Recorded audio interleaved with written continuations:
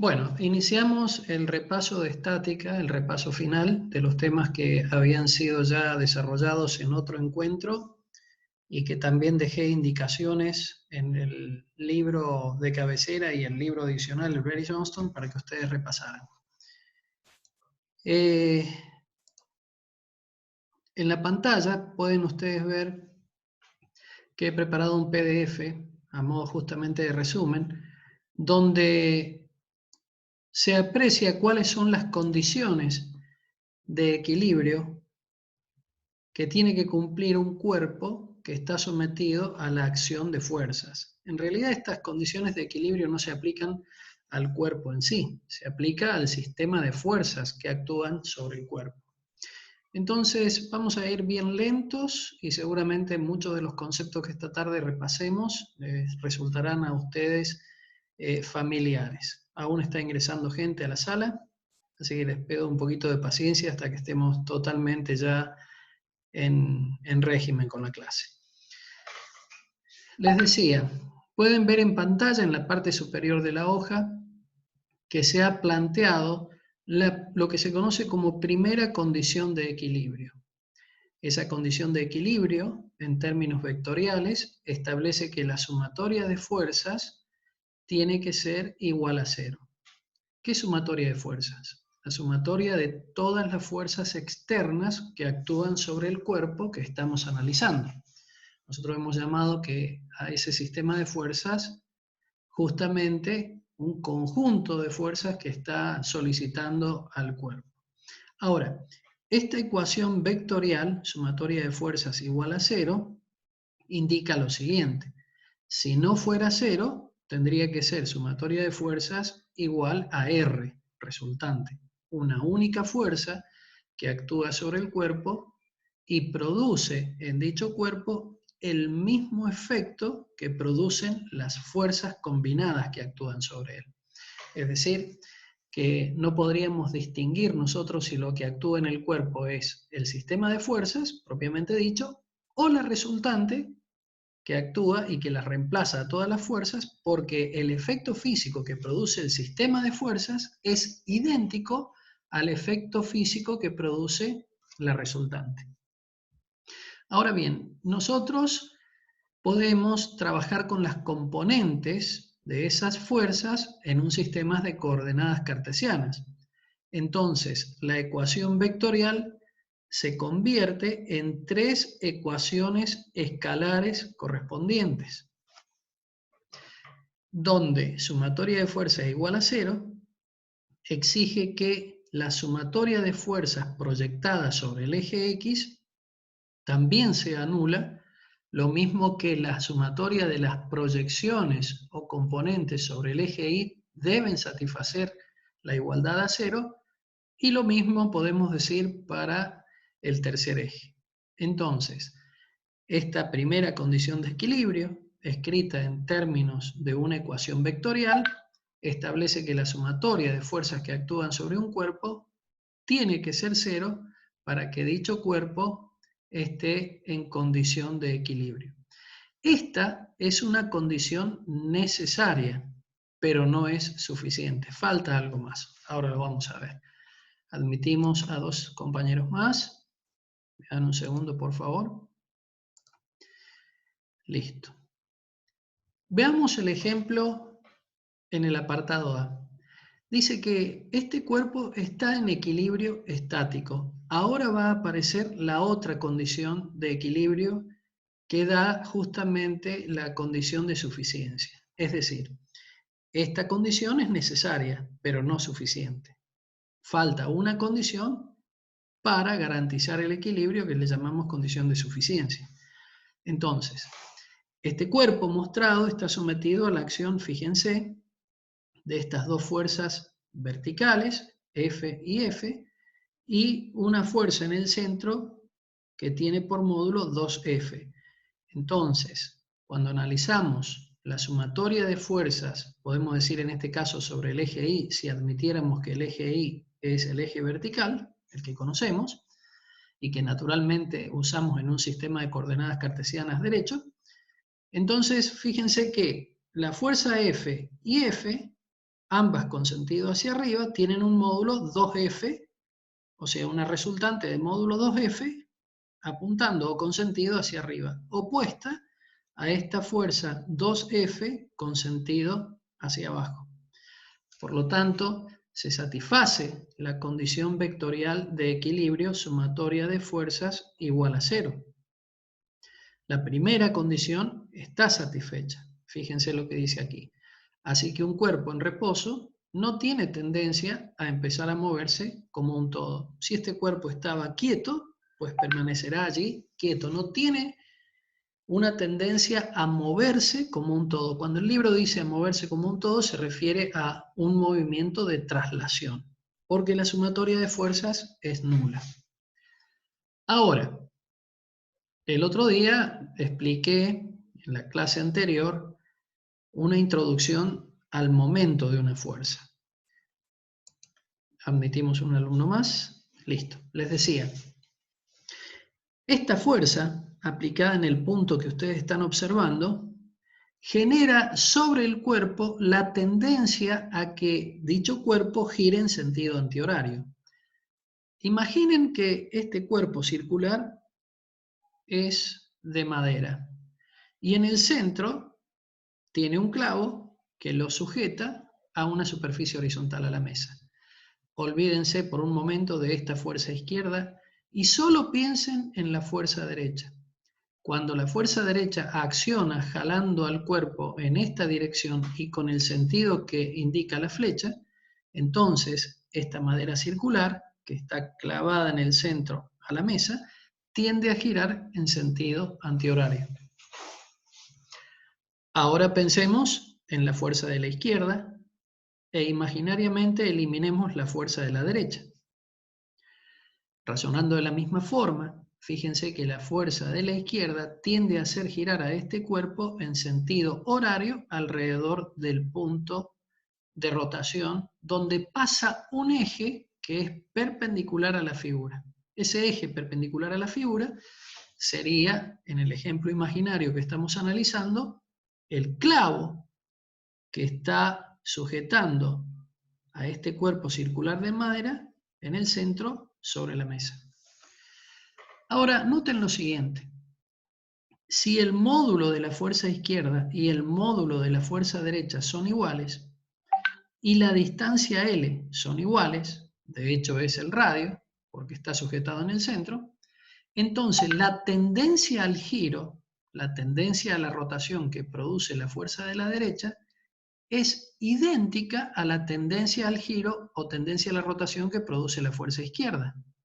La única diferencia está en que la fuerza derecha lo quiere hacer girar en sentido antihorario y la fuerza izquierda lo quiere hacer girar en sentido horario. Pero el momento que produce una y otra fuerza en módulo son iguales. Recuerden que hemos dicho y aprendido que el momento de la fuerza es un vector. Recordamos lo que ya habíamos discutido y que esta tarde lo vamos a repasar. El vector momento que produce esta fuerza de la derecha está aplicado en el centro de la figura y es perpendicular al plano de la pantalla. Les dije también que aplicaran la regla de la mano derecha para los momentos. Lo que voy a decir ahora lo decimos pausadamente para que nos podamos poner de acuerdo. Imaginen por un momento que ustedes toman un tornillo con la mano izquierda, o una botella, decíamos el otro día. Y con la mano derecha queremos hacer girar la tuerca o la tapa, según sea el caso, en el sentido que tiende a hacer girar esta fuerza al cuerpo, en este caso en sentido antihorario. ¿Qué sucedería con la tuerca? Recuerden que tienen que tener el tornillo con la mano izquierda y con la mano derecha hacer girar la tuerca o la tapa de la botella, según sea el caso. Hago un pequeño paréntesis. Recomiendo que este ejercicio tan precario, si ustedes lo quieren llamar de una forma, o tan elemental, que lo hagan, que tomen en sus casas una botella y una tapa y hagan esta ejercitación de la regla en la mano derecha. Entonces, la fuerza F aplicada, digamos, sobre la tuerca o la tapa, tendiendo a hacer girar a esta en sentido antihorario, hace que la tuerca o la tapa se desplace alejándose del tornillo o alejándose del cuerpo de la botella. Por lo tanto, presten atención, el vector momento sería un vector que está saliente del plano de la pantalla apuntando hacia ustedes. El momento que produce la fuerza de la derecha. Vamos juntos a analizar el momento de la fuerza de la izquierda. Si yo ahora tomo el tornillo con la mano izquierda, eso es fundamental, y la tuerca con la mano derecha tiendo a hacerla girar en sentido horario, ¿qué sucede? La tuerca empieza a avanzar introduciéndose en el tornillo. Por lo tanto, el vector momento está aplicado en este centro, pero de la pantalla hacia atrás de la computadora. O sea, es un vector alejándose de ustedes. Bueno, esta explicación de la regla de la mano derecha siempre es válida para todo caso en donde en física nosotros digamos vamos a aplicar la regla de la mano derecha. Por lo tanto, en este dibujo nosotros decimos que el cuerpo está en equilibrio estático porque la sumatoria de fuerzas verticales o la sumatoria de fuerzas según el eje Y vale 0. F más F, 2F con sentido hacia arriba. Y la fuerza 2F aplicada en el centro con sentido hacia abajo hace que la sumatoria de fuerzas verticales o sumatoria de fuerzas según el eje Y sea 0. Ahora, acabamos de ver que el momento que produce la fuerza de la derecha y el momento que produce la fuerza de la izquierda son iguales en módulo, pero de sentidos contrarios. Por lo tanto, la sumatoria de momentos es igual a 0. Hago una aclaración. Aquí el libro le llama al momento resultante torca, o al momento de la fuerza derecha, torca. Al momento de la fuerza izquierda, torca. La sumatoria de momentos sería la sumatoria de torcas. Por lo tanto, la torca neta, esto es el momento resultante alrededor del eje, el eje pasa por este punto y es perpendicular a la pantalla, la torca resultante o el momento resultante o la torca neta alrededor del eje es igual a 0. Esto hace que el cuerpo en reposo no tiene tendencia a comenzar a rotar o girar. Por lo tanto, si el cuerpo como un todo no tiene tendencia a desplazarse y el cuerpo como un todo no tiene tendencia a girar o rotar, decimos en definitiva que el cuerpo se encuentra en equilibrio estático. Se han cumplido dos condiciones. La sumatoria de fuerzas igual a 0, esta es una ecuación vectorial, y se ha cumplido que las sumatorias de momentos alrededor de un punto, por donde pasa un eje, alrededor del cual puede girar el cuerpo, también es 0.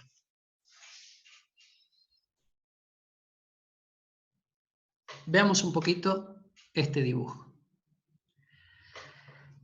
Dice aquí el apartado, este cuerpo no tiene tendencia a acelerar como un todo. Para no confundir, vamos a decir lo siguiente, este cuerpo no tiene tendencia a moverse como un todo en un movimiento de traslación, pero sí tiene tendencia a comenzar a girar. El cuerpo sigue siendo una madera circular que está con un clavo en el centro sujeta a la mesa. La mesa sería el plano de la pantalla de la computadora. Noten lo siguiente, chicos. La fuerza F de la derecha, que ahora apunta hacia abajo, su sentido es hacia abajo, quiere hacer girar el cuerpo en sentido horario. Tiende a hacer girar el cuerpo en sentido horario. Y la fuerza de la izquierda acompaña este efecto, porque aplicada en el punto donde está el cursor señalando, resulta que jalando hacia arriba tiende a hacer girar a este cuerpo alrededor de este centro también en sentido horario. Entonces noten lo siguiente, por favor. Tanto la fuerza de la izquierda como la fuerza de la derecha, ambas producen sobre el cuerpo una tendencia a hacerlo girar en sentido horario, y es inevitable que si el cuerpo tiene la posibilidad de girar en torno a este punto, por donde pasa un eje perpendicular a la pantalla, digo, es inevitable de que el movimiento de rotación no se produzca. Veamos la diferencia con el dibujo superior. Fíjense que la tendencia a hacer girar el cuerpo en un sentido y en otro por estas dos fuerzas se contrarrestan o se equilibran entre sí. Pero en este caso, los efectos se acoplan, es decir, se suman los efectos físicos. La fuerza de la izquierda y la fuerza de la derecha tienden a hacer girar al cuerpo en sentido horario. Muy bien. Ahora, en este caso, la segunda condición está no satisfecha, porque la sumatoria de momentos no es igual a 0. De hecho, la fuerza de la derecha produce un momento que vamos a llamar M1 o torca 1. Y la fuerza de la izquierda produce un momento M2 o torca 2. Ambos momentos, vectores perpendiculares que pasan por este punto, ambos momentos, ambos vectores, tienen la misma intensidad, la misma dirección, perpendicular al plano de la pantalla por este punto, y el mismo sentido. Por lo tanto, ambos momentos se suman y el efecto físico sobre el cuerpo es que este cuerpo comience a rotar o girar alrededor de este centro. O sea, segunda condición no satisfecha. ¿Cuál es la segunda condición? Sumatoria de torcas o sumatorias de momentos igual a 0. Nosotros utilizamos la M para los momentos, pero también es común utilizar la letra tau, la letra griega tau, con una flecha arriba para indicar que los momentos son vectores.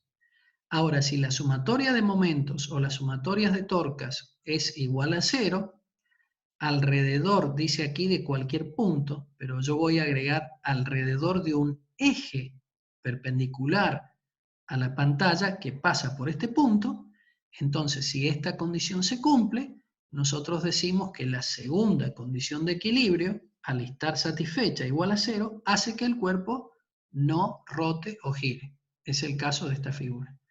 Pero en la figura que estamos analizando, fíjense, por todo lo que acabo de decir, la segunda condición está no satisfecha, porque la suma de M1 más M2, no da 0. De hecho, la sumatoria de momentos da distinto de 0. Por lo tanto, el cuerpo tiende a girar.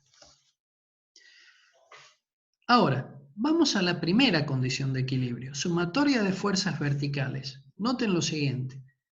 La fuerza izquierda es equilibrada por la fuerza de la derecha. Tienen el mismo módulo, la misma dirección, son paralelas, pero tienen sentidos contrarios. Entonces, este sistema de fuerzas actuando sobre ese cuerpo circular está en equilibrio desde el punto de vista de la primera condición de equilibrio, sumatoria de fuerzas verticales igual a 0. Este sistema de fuerzas cumple con la primera condición de equilibrio, sumatoria de fuerzas igual a 0. Es decir, no admite resultante. Pero incumple la segunda condición de equilibrio por todo lo dicho. Lo que ustedes están observando en pantalla se denomina par de fuerzas. Y alguien puede decir, sí, es elemental que se denomine par de fuerzas porque son dos. Pero no va por ahí la cosa. En física nosotros llamamos par de fuerzas o cupla a todos sistemas compuestos por dos fuerzas que tienen las siguientes características. Presten atención. Son fuerzas de igual módulo, de igual dirección, paralelas, o sea, no están en la misma recta de acción, son paralelas y además de sentido contrario. Un par de fuerzas paralelas de igual módulo y sentido contrario se denomina cupla. Y una cupla aplicada a un cuerpo tiende a hacer girar a ese cuerpo alrededor de un eje. En este caso, el eje que pasa por el centro. Voy muy lentamente porque pretendo que les quede perfectamente claro todo lo que hemos venido analizando hasta acá, lo que han visto ustedes en el libro y que puedan, mediante el video, volver a repasar esta clase tantas veces como sea necesario y de esa manera aclarar todos los conceptos que a veces son difíciles de asimilar, sobre todo el concepto de momento de una fuerza. Avanzamos un poquito para terminar de aclarar este concepto. Aquí nosotros ya no tenemos un cuerpo plano, sino tenemos un cuerpo cualquiera en el espacio. Pero noten que este cuerpo tiene la posibilidad de girar en torno a un eje que pasa por el punto O en la dirección de este vector que se llama M0. Quiero hacer resaltar lo siguiente. Vean que la línea de acción de este eje, que pasa por O, no coincide con la línea de acción de la fuerza F. Quizá para aclarar un poquito este dibujo que está en perspectiva, podemos consultar una vista superior de la misma situación. El eje que pasa por el cuerpo, aquí el cuerpo yo no lo he dibujado, está aplicado o justamente contiene al punto O del cuerpo. Este eje, en este caso, como es una vista superior, es perpendicular al plano de la hoja, perpendicular a la pantalla. Lo que decía yo es que el eje perpendicular a la pantalla nada tiene que ver con la línea de acción de la fuerza F, no coinciden, no se tocan, están desplazados unos del otro, etc. Esta recta es la línea de acción o recta sostén de la fuerza F, que no pasa por O. El punto A es el punto de aplicación de la fuerza, la imagen tridimensional. Y el vector R se denomina vector de posición de la fuerza. Es un vector que está aplicado en O y posiciona el punto A, que es el punto de aplicación de la fuerza F que actúa en el cuerpo en cuestión. Bien, veamos lo siguiente. Como esta fuerza, su línea de acción no pasa por el punto O, el efecto físico que produce sobre el cuerpo es una tendencia a hacerlo girar alrededor de O. En este caso el giro sería antihorario. Veamos el cuerpo. La fuerza F aplicada en A, cuerpo tridimensional, con un eje que pasa por el punto O, produce sobre el cuerpo una tendencia a hacerlo girar en sentido antihorario. La fuerza tiene respecto del vector de posición un cierto ángulo θ. Veamos la imagen en planta. La fuerza, la dirección de la fuerza, tiene un ángulo θ respecto de la dirección del vector momento R. Este ángulo θ es el ángulo entre los vectores R y F. Así se define en álgebra. Es el ángulo entre los vectores R y F, el ángulo θ. Nosotros vamos a definir, y hago énfasis en lo que estoy diciendo, definimos el momento de una fuerza como el producto vectorial del vector posición R por el vector F. O sea, el vector momento de una fuerza alrededor de un eje que pasa por O es igual al producto vectorial o producto cruz del vector posición de la fuerza por el vector fuerza propiamente dicho. Quiero remarcar y hacer énfasis en lo siguiente.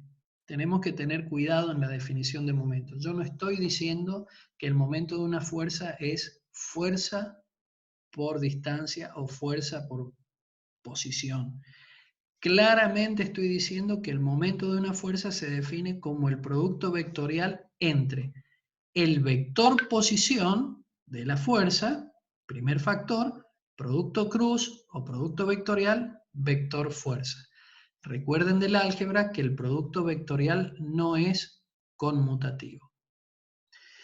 Y también apelando a los conocimientos que tenemos del álgebra, sabemos que el módulo del vector momento, por eso aquí se lo coloca en cursiva y sin negrita, el módulo del vector momento es igual al módulo del primer vector, módulo de R, módulo del segundo vector, módulo de F, por el seno del ángulo comprendido entre ambos vectores. Pero gráficamente, si ustedes se fijan, la cantidad F por seno de tita es el módulo de esta fuerza que he dibujado aquí y no la he indicado porque pretendo que lo hagan ustedes a modo de ejercicio. Decía, F por seno de tita es el módulo de esta fuerza que es la proyección de F sobre una línea perpendicular a la línea de acción de R. También puedo pensar que la cantidad R por seno de tita, fíjense, R por seno de tita, si este es el ángulo tita, aquí aparece de nuevo, no está colocado para que lo hagan ustedes. Entonces, R seno de tita es esta distancia. Por trigonometría es el cateto opuesto en este triángulo. Esta distancia D se denomina R, o sea, módulo de R por seno del ángulo tita. Por eso, la cantidad R por F por seno de tita se reduce a F por D, donde D es R por seno de tita. Y gráficamente es la distancia que hay del punto O hasta este punto. Recuerden el siguiente concepto de álgebra. Si nosotros tenemos un punto y una recta que no pasa por el punto, ¿cómo se calcula la distancia de una recta a un punto? Respuesta: se calcula en dirección perpendicular a la recta en cuestión y que esa distancia perpendicular lógicamente esté contenida en una recta que pase por dicho punto. Lo digo de otra manera. ¿Cómo se calcula la distancia de una recta? En este caso la recta es la recta que contiene la dirección de F. ¿Cómo se calcula la distancia hasta el punto O? Se traza una recta perpendicular a la que estamos analizando y que contenga el punto O. La distancia entre el punto O y esta recta medida en dirección perpendicular es la distancia entre el punto y la recta. Así entonces, el módulo del vector momento podemos decir que es igual a fuerza por distancia. ¿Qué es esta fuerza? Esta fuerza no es el vector, es el módulo del vector. Y esta distancia es la distancia que existe entre el punto en cuestión y la línea de acción de la fuerza. Muy bien. Lo he repetido varias veces al concepto para que ustedes lo puedan reproducir también varias veces hasta que ese concepto de vector momento quede perfectamente establecido. Antes que se termine la transmisión, estamos a 3 minutos de desconectarnos y volver a conectarnos. Les digo lo siguiente. Aquí tienen la regla de la mano derecha. Cuando los dedos de la mano derecha envuelven al cuerpo tratando de hacer girar el cuerpo en el sentido que la fuerza tiende a hacerlo girar, el dedo pulgar indica el sentido del vector momento. Lo que sucede es que esta regla funciona muy bien cuando la posición en el espacio del cuerpo es la mostrada. Pero hay situaciones en donde tenemos que aplicar la regla de la mano derecha y realmente se nos complica mucho, tenemos que estar haciendo contorsionismo para poder aplicar la regla de la mano derecha. Un sustituto a esta regla de la mano derecha es lo que ya expliqué con anterioridad. Con la mano izquierda, no está dibujado aquí, ustedes toman un tornillo y con la mano derecha la tuerca, y a esa tuerca la hacen girar en un sentido o en el otro según el análisis que ustedes quieren resolver.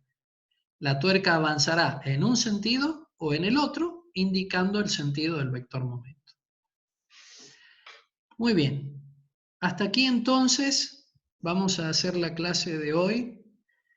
Es exactamente las 15:41.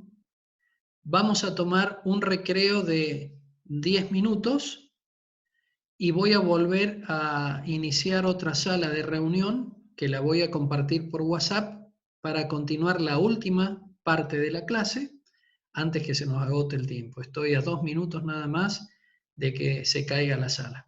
Les agradezco la participación y corto aquí la clase para que se termine de hacer la grabación. La grabación de esta clase la van a tener por YouTube y se las voy a compartir en WhatsApp. Entonces, nos vemos en 10 minutos si Dios quiere.